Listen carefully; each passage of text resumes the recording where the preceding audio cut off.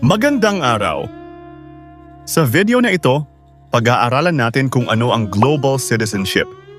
Kasama sa tatalakayin natin ang kahulugan nito, mga dahilan kung bakit ito umusbong, at mga aspetong bumubuo sa pagiging isang responsableng global citizen.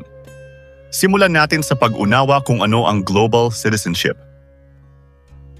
Ang global citizenship or world citizenship ay isang ideya na ang mga tao ay mga mamamayan ng mundo. Ang isang global citizen ay isang miyembro ng mas malawak na komunidad ng buong sangkatauhan, ang mundo o isang katulad na kabuuan na mas malawak kaysa sa isang bansa o iba pang politikal na komunidad na kung saan karaniwang iniisip na tayo ay mga mamamayan. Ang pagiging miyembro na ito ay mahalaga sa paraang pagkakakilanlan, pagkakatapat o pangako sa labas ng bansa.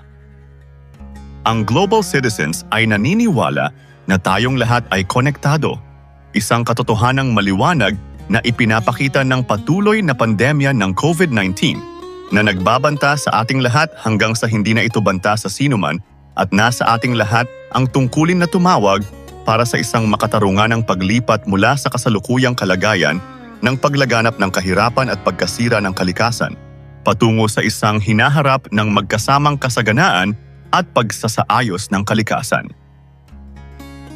Ngayon na alam na natin ang kahulugan ng global citizenship, tingnan naman natin kung bakit naging mahalaga at kinakailangan ang global citizenship sa modernong panahon. Mga dahilan ng pagkakaroon ng global citizenship. Globalisasyon. Ang mabilis na pag-unlad ng teknolohiya at komunikasyon ay nagdudulot ng mas malawak na ugnayan ng mga bansa, kaya nagiging mas malinaw na ang mga issue sa isang lugar ay maaaring makaapekto sa buong mundo. Hamon ng kapaligiran. Ang mga problemang gaya ng climate change, polusyon, at pagkasira ng biodiversity ay hindi kayang solusyonan ng isang bansa lamang.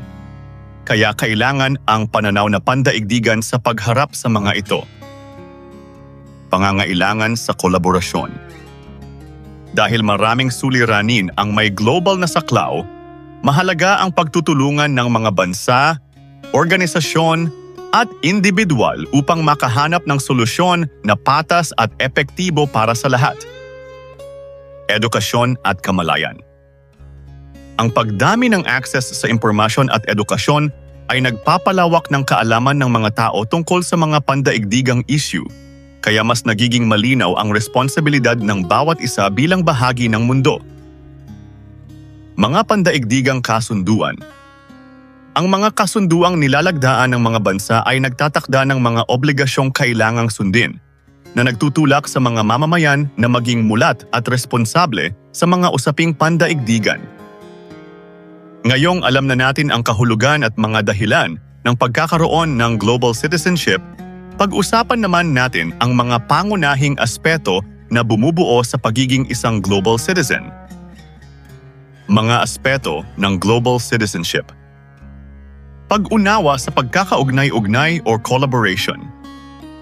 Ito ay ang pagkilala na ang bawat kilos or decision sa isang bansa ay maaring may epekto sa iba, kaya mahalagang mapanatili ang bukas na kaisipan at handang makipag-ugnayan sa iba. Pakikilahok at pagtutulungan. Kinakailangan ang aktibong paglahok ng mga mamamayan sa mga gawaing may layuning tumulong sa komunidad at sa mundo, tulad ng volunteer work, advokasya, o mga international na proyekto. Paggalang sa dignidad. Ito ay ang pagtrato sa bawat tao ng may pantay na halaga, anuman ang lahi, kultura, relihiyon, o pinagmulan, bilang pagkilala na lahat ay may karapatang mabuhay ng may dignidad. Pandaigdigang responsibilidad. Ang isang global citizen ay kumikilos ng may malasakit sa mundo, tulad ng pangangalaga sa kapaligiran, pagtulong sa mga krisis, at paghikayat sa makatarungan at napapanatiling mga pulisya. Kampanya sa edukasyon. Mahalaga ang pagpapalaganap ng kaalaman tungkol sa mga pandaigdigang issue upang mahikayat ang iba na maging mas mulat, makialam, at tumulong sa paglikha ng mas makatarungan at mapayapang mundo. At iyan ang kabuuang pagtalakay sa global citizenship. Sa panahon ngayon, hindi na sapat na maging mamamayan lamang ng isang bansa. Kailangan nating maunawaan ang ating papel bilang bahagi ng mas malaking komunidad, ang buong mundo. Sa pamamagitan ng pagkakaroon ng kamalayan, pakikilahok, paggalang at pananagutan, bawat isa sa atin ay maaaring maging daan sa paglikha ng mas mapayapa, makatarungan at sustainable na mundo.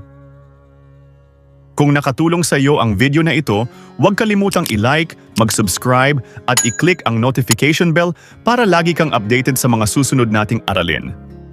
Hanggang sa muli, maraming salamat sa inyong panonood.